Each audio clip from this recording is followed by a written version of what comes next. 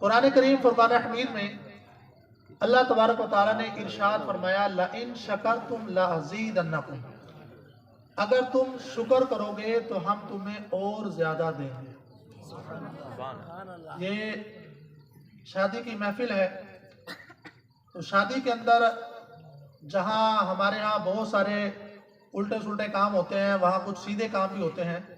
शुरू से ही हम बचपन से ये बात देखते हुए आ रहे हैं कि जिस दिन शादी होती है तो दुल्हा जो है वो मस्जिद में जाकर 2 रकात नमाज अदा करता है। तो ये एक अच्छी चीज है कि वो शादी के शुक्राने के अंदर जो ना, वो अगरचे उसको पता होता है या नहीं होता, बहरहाल एक रस्म के तौर पर वो मस्जिद में जाकर जो है वो 2 रकात नमाज अदा करते हैं। लेकिन अच्छे पहलू से अगर इसको देखा जाए तो ये एक शुक्राना होता है, शुक्र होता है कि अल्लाह तबारक व तआला ने हमें ये खुशी का दिन अता फरमाया। अब इसके साथ साथ ये भी ज़हन में रखें कि हदीस का मजमून है, हदीस का मफहूम है कि गैर शादीशुदा बंदा, यानी कि जो कुंवारा बंदा है जिसकी शादी नहीं हुई, अगर वो एक नमाज पढ़ता है तो उसको एक नमाज का ही सवाब मिलता है।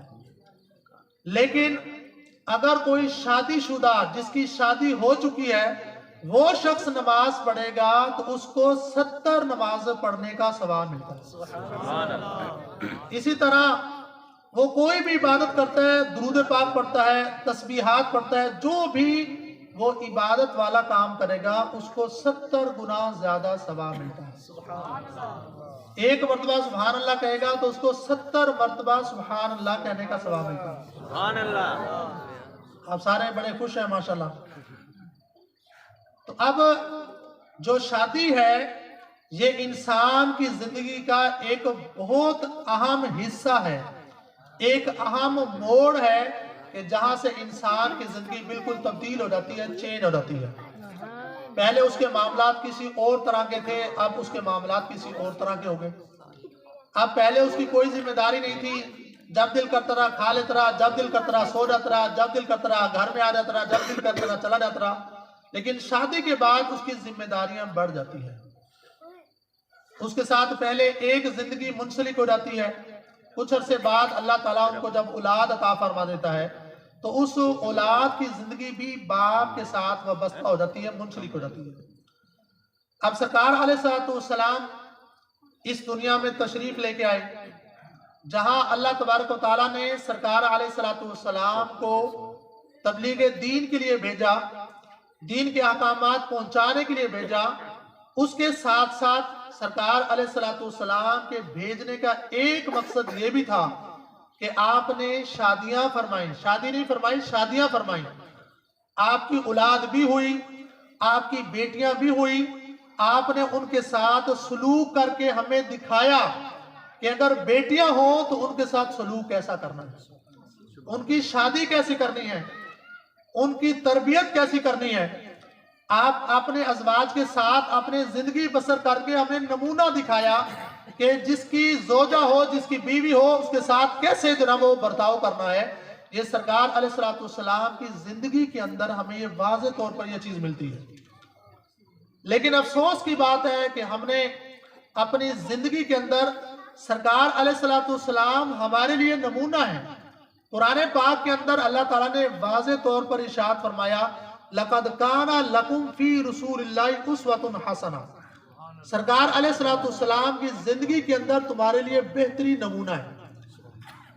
अब सरकार अलैहिस्सलाम का उठना बैठना, चलना फिरना, खाना पीना, शादी करना, अपने बच्चों के साथ सलूक करना, अपने घर वालों के काम काज करना, सारी चीजें हमारे लिए बेहतरीन नमूना है।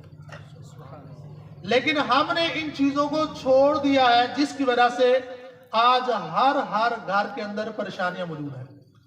कुछ अरसा पहले ऐसा होता था, जो बड़ी उम्र के लोग हैं इस बात को वाज़े तौर पर समझेंगे कि पहले घरों के अंदर एक बाप कमाता था, घर में 12, 15, 20 लोग बैठकर खाते थे, अच्छा गुजारा होता था, बेहतरीन गुजर बसर होती थी। रोजे कितनी कमा कर आते रहे बुजुर्ग जो है, 10 रुपए, 20 रुपए, 15 रुपए, 50 रुपए, इतना कमा कर आते रहे और घर में 20 अफराद बैठकर खाते थे। आज का दौर, एक भाई डॉक्टर है, एक इंजीनियर है, एक फलां ऑफिसर है, एक फलां ऑफिसर है, सारे मामलात हैं। पूरे घर की आमदनी कितनी है? लाखों में है। दुकानदार है तो लाखों कमा रहा है, लेकिन घर के अंदर मामलात कैसे हैं? एक बीमारी से उठता है तो दूसरा लेट जाता है, दूसरा उठता है तो तीसरा लेट जाता है। घर में झगड़े, परेशानियां, मुश्किलात, हर वक्त टेंशन ही टेंशन है।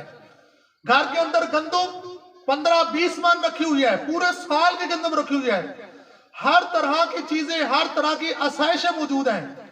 गर्मी सर्दी का सारा साजो सामान मौजूद है, लेकिन इसके बावजूद घर में सुकून नहीं है। एक वक्त वो था 50 रुपए आमदनी थी, एक शख्स कमाता था, लेकिन घर में सुकून था। आज के दौर के अंदर लाखों कमा रहे हैं, लेकिन घर में सुकून नहीं है। वजह क्या है? आप खुद अपने घर के अंदर आप अपनी सुबह को चेक करें। सबसे पहले आप अपनी सुबह चेक करें कि पहले के दौर के अंदर घर में दादा होता था, दादी होती थी, अम्मी होती थी, फूफो होती थी, तो हर एक ने उठकर सबसे पहले नमाज पढ़नी और कुरान पढ़ना। नारे तकबीर, नारे रिसालत, नारे रिसालत, नारे हैदरी। और अब क्या है? घर के अंदर सबसे पहले जब उठना है तो मोबाइल चेक करना है। कोई मैसेज तो नहीं आया, किसी ने व्हाट्सएप तो नहीं किया, किसी ने कोई लतीफा तो नहीं भेजा, किसी ने कोई क्लिप तो नहीं भेजा। सबसे पहले मोबाइल चेक करना है। उसके बाद हर एक ने नहाना है, धोना है, या अपने अपने काम पर चले जाना है। कुरान पाक घरों के अंदर मौजूद है, लेकिन अगर आप उसको चेक करें तो उसके ऊपर माज़अल्लाह मिट्टी की गर्द जमी हुई है। उसको बरसों से, महीनों से खोला ही नहीं गया। मोबाइल दिन के अंदर हम 50 मरतबा खोल के देखते हैं कि यार कोई मैसेज तो नहीं आया, किसी कॉल तो नहीं आई, लेकिन हमारे घरों के अंदर कुरान पाक जो है उसको कभी खोल के नहीं देखा।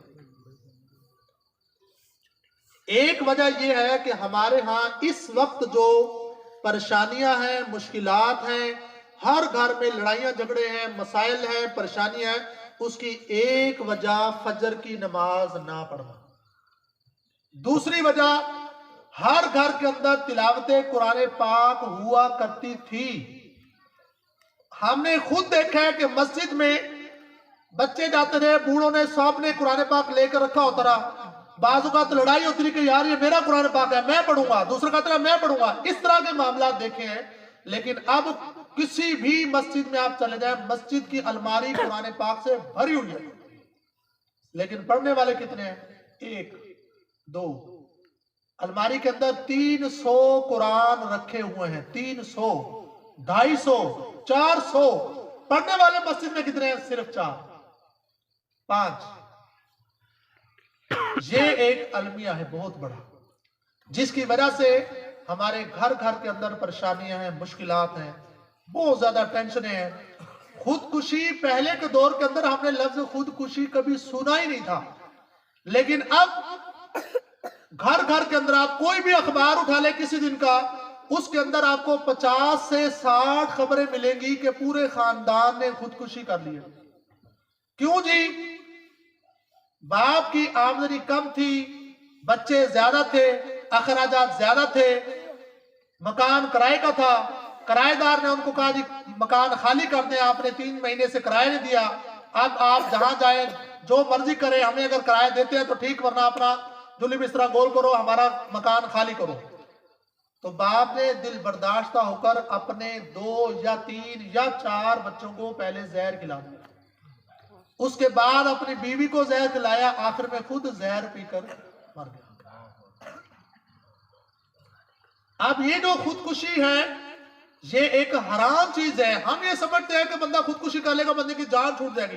रोज रोज की जो बेरोजगारी है, बीवी हमें तंग करती है, घर वाले परेशान करते हैं, बच्चे तंग करते हैं, खुदकुशी कर लेंगे जान छूट जाएगी, ऐसा नहीं है, बल्कि उल्टा जान फंस जाएगी। अहदीस का मजमून है, अगर कोई बंदा किसी चीज के जरिए से खुदकुशी करेगा तो क़यामत तक वो उसी तरह खुदकुशी ही करता रहेगा। तो लिहाजा अब ये जो खुदकुशी का मामला ये क्यों आया कि हमने तिलावत कुरान नहीं की, नमाज नहीं पढ़ी, हमने दीन को सीखा नहीं है। अगर आपने दीन को सीखा होता तो आपका दिमाग ठंडा होता, आपको सुकून होता। उस वक्त भी, पहले के दौर में भी बेरोजगारियां थी, मसाइल थे। ये नहीं था कि पहले मसाइल नहीं थे, पहले भी मसाइल थे, लेकिन लोग अल्लाह का शुक्र अदा करते थे। आज के दौर के अंदर लाखों आमदनी है लेकिन शुक्र नहीं है। आप किसी भी दुकानदार के पास चले जाएं, हाँ जी क्या हाल है जी, बस जी मसाइल बहुत ज्यादा जी, महंगाई बहुत बढ़ गई है जी, ये हो गया है जी, वो हो गया जी। अगर उससे पूछे आपकी आमदनी कितनी है, बस जी अल्लाह का शुक्र है जी, बस दिहाड़ी के 50,000 सेल हो जाती है, 1 लाख हो जाती है। भाई 1 लाख सेल एक दिन की हो रही है, 50,000 एक दिन की सेल हो रही है, फिर भी जी महंगाई है, ये है वो है, परेशानी है, बच्चों की ट्यूशन की फीस है, फला है फला है फला वगैरह वगैरह। अब मैं आपको बताता हूं कि इल्म दीन पढ़ने का फायदा क्या है। अगर आप इल्म दीन पढ़ेंगे तो आपको इसके क्या बेनिफिट्स मिलेंगे, आपको क्या इसका फायदा मिलेगा। बहुत पुराना वाकया है। एक बादशाह के पास जो ना वो एक आलिम जो ना वो काम करते थे। बादशाह सलामत जो ना वो उनसे पूछ पूछ कर जो ना वो अपने मसाइल वाला हल करते थे। अब वो जो आलिम दीन थे, जो बादशाह के पास काम करते थे, बादशाह के साथ बैठते थे, उनके वालिद जो दूर कहीं देहात में रहते थे, वो अपने बेटे को मिलने के लिए आए। अब जब बेटा बादशाह के साथ तख्त पर बैठा हुआ है और बाप दूर दराज से सफर करके अपने बेटे को मिलने के लिए आया है, देहात से वो शख्स आया था, उसके जिस्म पर, कपड़ों पर मिट्टी थी, गर्द थी, उसने जो चादर सर पर बांधी हुई थी, पगड़ी जो बांधी थी, उस पर भी मिट्टी थी, जूते जो थे वो भी मिट्टी से अटे हुए थे। लेकिन आलिम दीन जो बेटा था, उसने जब अपने बाप को देखा कि बादशाह के दरबार में मेरा बाप मुझे मिलने के लिए आया है, तो बेटा फौरन तख्त से उतरा, जाके बाप के जूते उतरवा कर उनको झाड़ कर साइड पर रखा, अपने वालिद की जो पगड़ी थी उस पर जो गर्द थी उसको झाड़ा और इज्जत के साथ बादशाह के साथ अपने बाप को बिठाया और खुद हाथ बांध के सामने खड़े होकर बादशाह से कहा कि बादशाह सलामत, ये मेरा बाप है। सुभान अल्लाह। नारे तकबीर, नारे रिसालत, नारे हैदरी, ताजदार खत्म नबूवत। अब हम ये है कि जिसने अपने बेटे को इल्म दीन सिखाया, उसका रिजल्ट, उसका नतीजा हमारे सामने है। हमारा क्या है, हमारा बेटा पैदा हुआ, मैंने तो जी इसको डॉक्टर बनाना, बेटा पैदा हुआ जी, हमने इसको इंजीनियर बनाना जी, हमने इसको पायलट बनाना जी।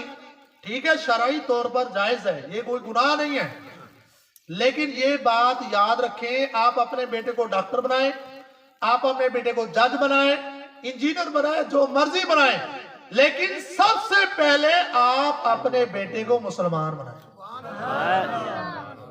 उसकी दीन के लिहाज से तरबियत करें। अगर आप अपनी औलाद की दीन के लिहाज से तरबियत करेंगे तो बेटा आपका नाम रोशन करेगा, आप बूढ़े हो जाएंगे तो वो आपका अदब करेगा, वो आपसे बात करते हुए झिझकेगा, डरेगा कि ये मेरा बाप है। लेकिन अगर हमने अपनी औलाद को इल्म दीन ना सिखाया तो रिजल्ट क्या होगा, इसके बारे में भी देखते हैं, सुनते हैं। मुफ्ती अहमद जान खान नईमी रहमतुल्लाह अलैह ने एक वाकया अपनी किताब इस्लामी जिंदगी के अंदर, एक किताब, ये किताब का नाम है, उसके अंदर ये वाकया नकल किया। आप फरमाते हैं कि एक देहात का शख्स था, जैसे हर बंदे को शौक होता है कि मैं अपने बेटों को आला तालीम दिलवाऊं, पढ़ाऊं लिखाऊं, ये करूं वो करूं, तो उसको भी शौक हुआ, उसने भी अपने बेटे को पढ़ाना शुरू कर दिया। दीनी तालीम नहीं दिलवाई, स्कूल में पढ़ाता गया, आगे से आगे चलता गया मामला। एक वक्त ऐसा आया कि उसने अपने बेटे को जमीन बेचकर अमेरिका भेजा आला तालीम हासिल करने। बच्चा चला गया, उसने वहां जाकर तालीम हासिल की। तालीम हासिल करके जब वापस आया तो उस वक्त मोबाइल वाला नहीं होता रहा, खत वाला का दौर था तो उसने अपने बाप को खत लिखा कि फला फला तारीख को माँ बदौलत जो है वो पढ़ लिख कर डॉक्टर इंजीनियर बनकर विलायत से जो है वो अमेरिका से पढ़कर तशरीफ लेकर आ रहे हैं। अब बाप खुश हो गया, जी मेरी जिंदगी की मेराज हो रही है, मेरी जिंदगी का मकसद हासिल हो रहा है कि मेरा बेटा आज अंग्रेज बाबू बनकर तशरीफ लेकर आ रहा है। अब जब वो बेटा आया तो उसके साथ उसके और भी दोस्त वगैरह थे। अब जो बूढ़ा